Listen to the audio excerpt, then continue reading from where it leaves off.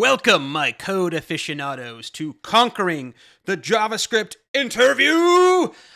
In today's video, we're going to dive into the exciting world of arrays, once again, specifically array intersections, where arrays meet in the most elementary way.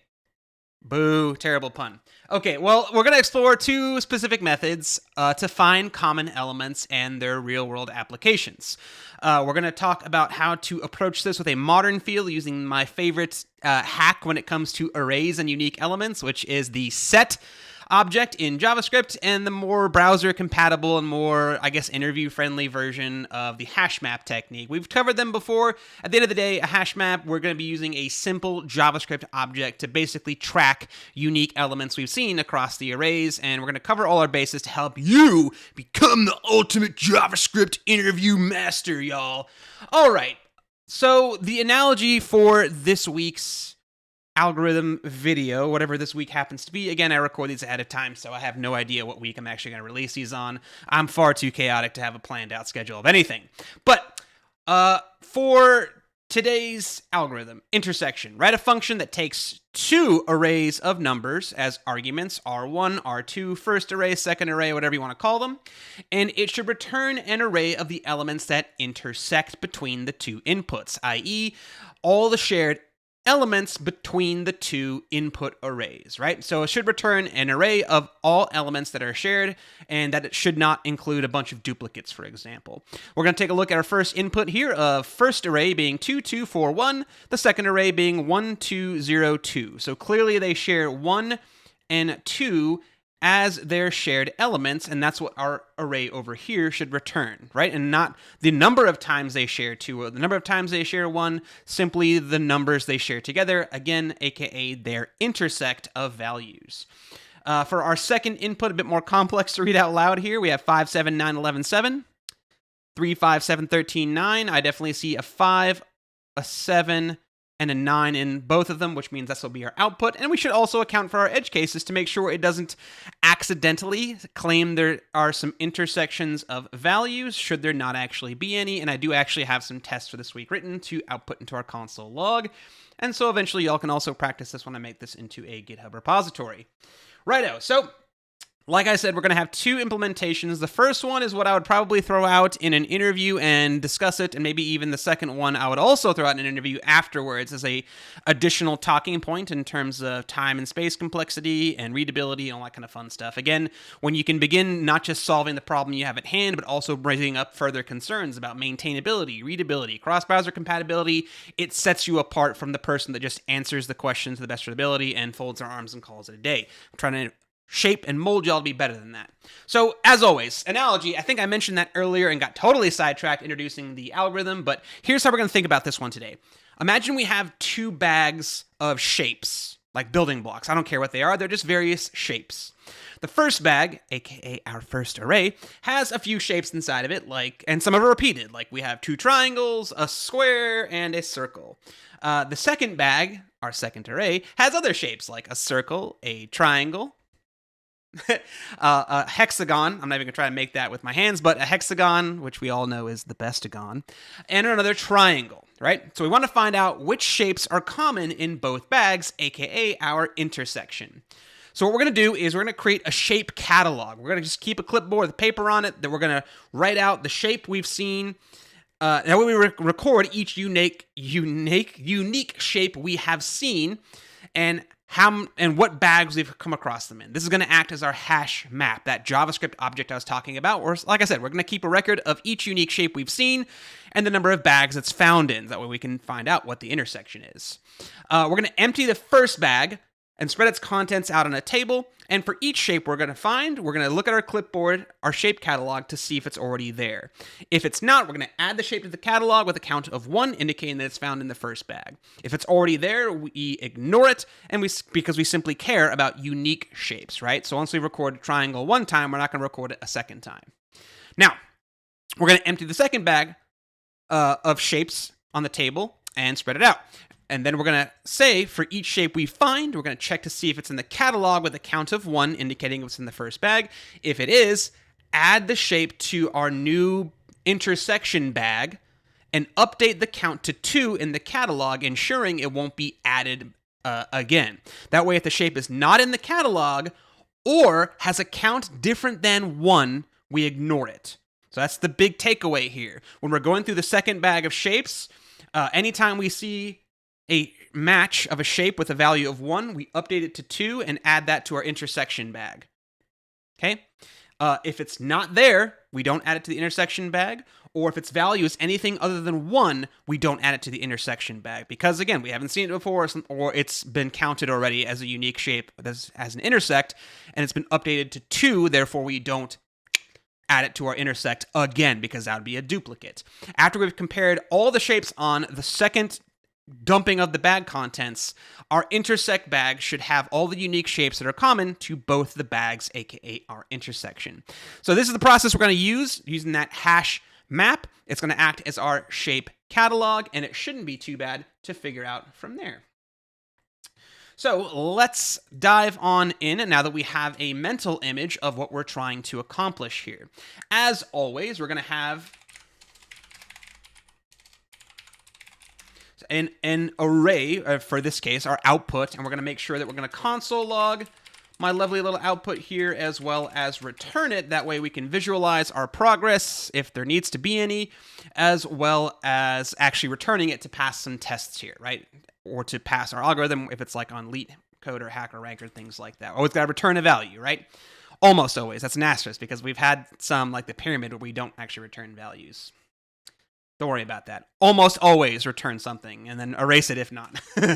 Like I said, we're also going to have our lovely friend, the hash map. Should I camel case this? We're going to camel case it. Our hash map, which will ultimately just be our object, aka that shape catalog. This is where we're going to track unique shapes we've seen, what bags we've seen them in, and their appearance, whether they have a value of 1 or some other value, will be dictating our logic of when we add things to our intersection array. So like I had said, we need to spread the contents of our first array out on the table and simply track each unique shape we've seen by adding it as a value of 1 to our hash map. So we're going to do, normally I've been writing array loops. Today we're going to go ahead and just write our for each method out here. Again, I've talked about in previous videos in terms of time complexity, that for each and traditional for loops are very close to each other. Yes, technically the callback function that the for each method takes does have additional overhead to it, but you won't see it being an issue until you get to very, very, very large, complicated inputs. So this week, this video, we're going to use a array method to simply loop through stuff rather than writing out my traditional for loops like I have in previous videos. So we're going to say for each element or number or whatever you want to call it inside of the first array, it doesn't really matter. Again, this is a function argument. You could call it pizza for all that I really care. I wouldn't recommend doing that in an interview unless you've been joking with your interviewer about pizza the entire time, in which case, go for it. Read the room, right, folks? That's the best advice I can give y'all. Read the room. Know your audience. Okay. So, like I said, if this element, the shape we're looking at from this first bag, if it don't exist in our shape catalog, we add it with a value of 1, indicating it we have found it in our first bag. So that is an if statement that will look like this. If our hash map, oh, my autosave's on. I was wondering why it's running npm run dev back here. Sorry about that, y'all. Boop. Okay, so, like I said, if it doesn't, I don't know why the parentheses got added there. If it doesn't exist as a property and value inside of our hash map, we need to simply tell it to find that. So if the hash map of our shape, my goodness, if the hash map of our shape, I have a mouse with numbers on the side and I cut my thumb today, so I have a Band-Aid on it, and I keep hitting my side buttons on my mouse. Incredibly aggravating stuff. Hashtag professional for sharing some personal problems in this video of an otherwise fun algorithm question. So hash map at element. Remember this, if the element is not found in our object, the object will log undefined, which we know is a falsy value in JavaScript. So we say the opposite of undefined happens to be true, which means, hey, we have not seen this shape before in our shape catalog, which means we're going to add it to our shape catalog and assign it a value of 1, indicating we found it in the first bag. And there you go. That is all the logic we need for that first loop. dump the contents of the shapes on the table, and then just simply catalog each unique shape we find of what bag, the first one, we found it in, and that is it. Next, all we need to do, like our analogy had dictated, is now loop through the second bag of shapes, and here's where the logic changes. We're going to say if the shape is in our shapes catalog, being found in bag 1, and we have a shape that's also here in bag 2, we're going to change the value of 1 to 2. That way we know we found it in that bag, and add it to our intersection. That way, if it's undefined or something other than 1, we do not also add it to our intersection. So I've said that a couple of times, but saying it out loud sounds odd, so let's go ahead and code it out so y'all can see what I mean. Same thing, I'm going to choose to do a for each loop on this one. We're going to say for each element of this particular bag O shapes, we're going to say if our shape catalog has seen this shape inside of bag 1, that means we're going to add it to our intersection. We're going to say, okay, well, they exist in both bag 1 and in bag 2 here. So push into our intersection output, that intersection bag, push in this shape because now we can confirm we've seen it in both bags. But I also have to update my shape catalog to prevent this process from happening in the case there are duplicates of this shape that we've seen in both. And that is what I meant by we're going to increase the presence of... we're going to increase the count value of this property's value, of the objects of this property's value up from 1 to 2 to say, yeah, we found it in the second bag and in the first bag, so our catalog reflects that, and that way we don't accidentally add duplicate shapes to our intersection bag. This is how we're going to prevent that, by saying if it's undefined or if it's anything other than 1, we've either already seen it or we haven't seen it back in the first bag, so that way we don't accidentally add the duplicates. And believe it or not, that should be about it. So let's go ahead and give ourselves a whirl here. I'm going to call intersection with this one, and our output expected is 2, 1, 1, 2, whatever the sorted order ends up being. Let's go ahead and call intersection with this value here, which indeed we get 1, 2. We got the value we're looking for. The order of these values is not important for the cases of this video. I just want to make sure that we actually get the intersection we're looking for. And I do have all these 3 written as tests for Mocha and Chai. So ultimately, I'm just going to call these one by one, and we're going to take a look at them here.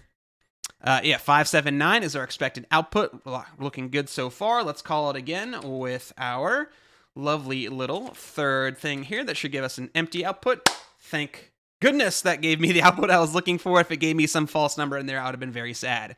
But yeah, that is a cool way to go about solving this particular algorithm. Let me scroll up so we can take a look at it again.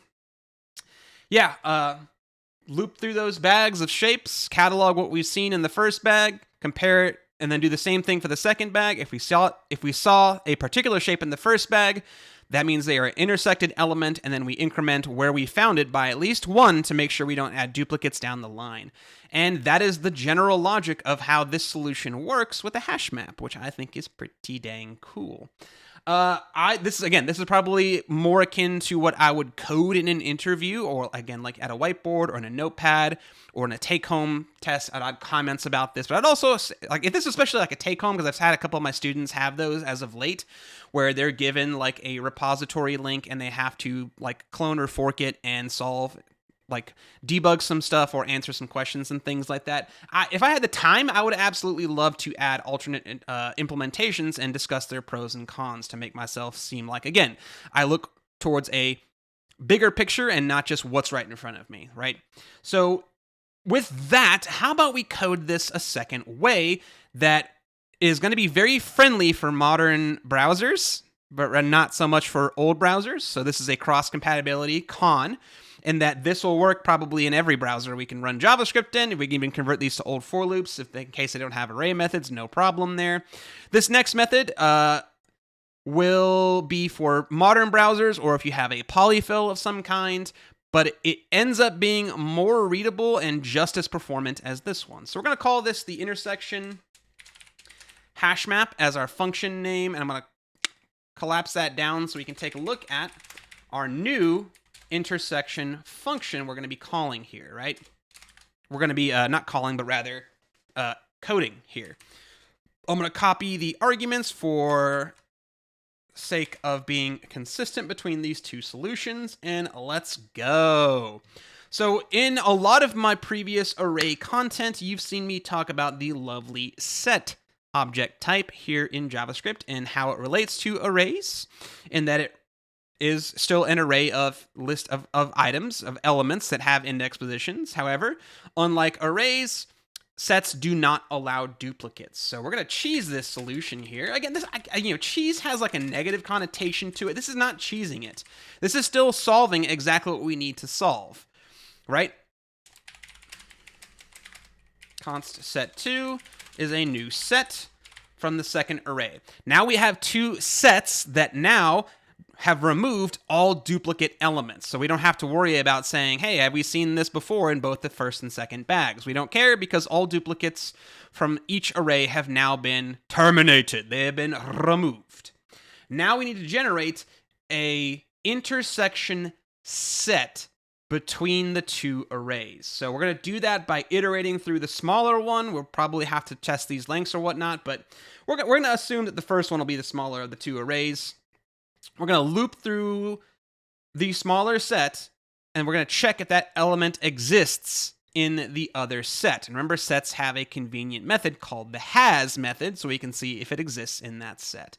So to do that, we're going to say intersection set, because this is not going to return an array to us. It should be another set here since we're iterating through two sets. We're going to say make a new set from, we're going to convert the first set into an array right quick, so we can then run a filter on it, right? And we're going to say for each element of set 1, we can call, we used element in the previous ones, but we're going to go ahead and do it this, we'll do it the same way. We're going to say each element of the first set array that we have now quickly converted here, if set 2 has that element, that means we have an intersection. Right, so this comparison right here should only give us the filtered elements from the array of set 1 with set 2 that are shared, right? So if they're shared, they are then returned into this intersection set. And because that is also a set, we need to now return array from our intersection set. That way we pass the requirements of this algorithm, which is returning an array of shared outputs, right? So let's go ahead and console log this value as well to see if she works, because I'm always curious to see if I have a typo or if I misspoke or something like that. But everything here feels correct, which is always a good sign of stuff, right? Let's also go ahead and console.clear. That way I have a clear output of my three values. 2, 1, 5, 7, 9, and empty are indeed the expected outputs of my lovely little solution here, right? So purpose here is that this particular solution, as you can see there, it converts the input arrays into sets, set 1, set 2. That way it removes all duplicates, makes the process even faster, creates a new set intersection by filtering the elements of set 1 that are also present in set 2. So we filter out only the elements that are present in both of the sets. And finally, it converts the intersection back into an array and returns it in order to achieve the goal of our function, to return an intersecting array. And yeah, that is what I'm talking about here. If I want to, I do have the same three console log values right here, these three functions. For both these things, should be totally fine. npm run test. 3 passing. Should return the intersection of two arrays, should return the intersection of the two arrays, 2, 1, 5, 7, 9, and should return an empty array should there be no intersection. So my set logic has passed. Let's go ahead and see if I can't convert this as well. We'll call this intersection set. I'll rename this back down to intersection. That way that's what's being exported from this file for testing here. Save it, and yes, indeed, the 3 pass also for my initial implementation using my hash map, just to make sure there's no tricks up my sleeve here for y'all. Or maybe I just change the tests to make sure they work no matter what, which is my favorite thing to do with tests. Okay, Yeah, so I mean, that kind of wraps up the general implementations that we're looking at here. This doesn't need to be that big for the video ending here. But yeah, so some, I guess, again, like I said, pros and cons, just a TLDR pros and cons. I did kind of go over them as I coded them out. But using a set, we've ensured uniqueness because sets remove those duplicates. No need for uniqueness checks or things like that. The code is definitely more concise and easier to understand. I mean, that's definitely shorter and easier to look at and understand if you understand what a set is. And it can be faster than other methods. I know for large arrays, set operations generally have an O1 complexity. That's what they're coded to do. Cons for using sets. Again, old browsers, like if you're having to write this for Internet Explorer, you got other problems to worry about, like, I don't know, working for Internet Explorer, but I get it. Large organizations and corporates, like corporate level organizations, have to account for user base that may have Internet Explorer browsers still, like any kind of local government applications or websites typically have to account for your entire state populace possibly being on like older computers with Internet Explorer, like in rural areas, especially here in Alabama.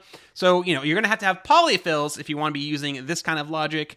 And it's actually less performant for smaller arrays than the hashmap approach, right? So that means, flip side, hashmap, compatible with older browsers, including our good friend, the Internet Explorer. All this like vanilla JS stuff, except for these for eaches, you could also just use traditional for loops or even for of loops, will be fine in older browsers. It's generally... Yeah, and it can be slightly longer and more complex to code than the set. Like, we have two loops going on here and two data structures going on as well. Yeah, and it's like a good blend of balance between performance and compatibility with older browsers compared to the more concise, easy to understand performance solution that is the set solution. But yeah, that's just some things to consider in terms of Big O. These are a bit more unique than other ones we've seen before, where it's still a linear Big O. So let's take a look at our picture here. It's still going to be a linear Big O, but it'll be more like a scatter plot potentially. It'll eventually be a linear line, but it's going to be more of a scattered linear line. What I mean by that is it honestly depends on the size of our input arrays. So unlike a traditional Big O of n, that I would just say it's a linear line, so the bigger the input gets, the number of operations also increases in a linear fashion. In this particular case, our Big O notation is going to be an n plus m style notation, right? So this is a bit different than other linear ones we've seen before. Again, ultimately, it'll still be linear because there won't be any curves. There's not an n times n going on here. It simply depends on the lengths of the first and second arrays, which is what the n plus m represents. Creating for our object hash map, time complexity O n plus m. The first and second array lengths, respectively, we have to iterate through both the arrays to create and update the hash map. That takes O plus n time. Same thing for space complexity. Due to creating that hash map object that can have at most n plus m keys, right? Because we have to loop through two arrays to catalog all those shapes we saw. An additional array for the intersection that will grow in size the same way that the two input arrays can grow in size. And what's interesting about this one with the two different implementations is it's pretty much the same Big O. So the Big O for the set is also n plus m. If the two input arrays, n and m, grow in size, then again, it'll still be linear, but it will depend on the length of our input arrays. Filtering the intersection takes O n time, right? In the worst case where n is less than or equal to m, because we have to loop through and filter our elements, right? And the space complexity is the same due to creating two sets for each input array, an additional set for the intersection. Those will grow the bigger our input grows. So it'll ultimately be linear, but it won't be like a nice straight line. It'll be like a scatter point graph that if you do a linear regression on, you'll find the line being almost close to ON, right? So in conclusion, they have the same implementations in time complexity and space complexity, which is pretty cool. That's kind of nice when that kind of works out here. As to why this is cool, what did I come up with? This is why I need to write a script here, more of a script, folks. Yeah, database operations for my students that are coming here for my full stack. Our full stack boot camp. This is like your inner join, right?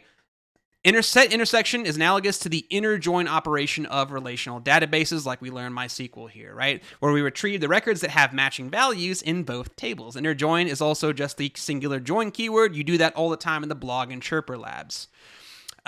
This is also common in text analysis and information retrieval. This part is written down. Intersection can be used to find common words or phrases in multiple documents, helping identify similar documents or understand shared themes. It's great for social media as well, where you can finding the intersection of two user preferences or likes or tags or things like that. You can find similar tastes between users. Say, hey, we recommend you follow these people. So like social media algorithms and finding fellow users or related posts to what you do could be an intersection that would stem from a fundamental algorithm such as this. So it's pretty cool to know that you can take these fundamental algorithms. I've had fun looking up and trying to come up with reasons of why these are cool other than just, well, passing an interview question. So yeah, that about rounds it up for this video. Thanks y'all for watching. Hope you found the video helpful in our journey to become better developers. If you enjoyed this video, please give it a thumbs up and consider subscribing to our channel for more videos like this. I would love to hear y'all thoughts on this algorithm or algorithms in the video. If you have suggestions for more performance or different solutions or a code golf solution, eye roll, please share them down below. Remember, constructive and positive comments are always welcome here, so let's keep the discussion going and help each other improve our coding skills. And as always, thanks again for tuning in, and I'll see y'all in the next video.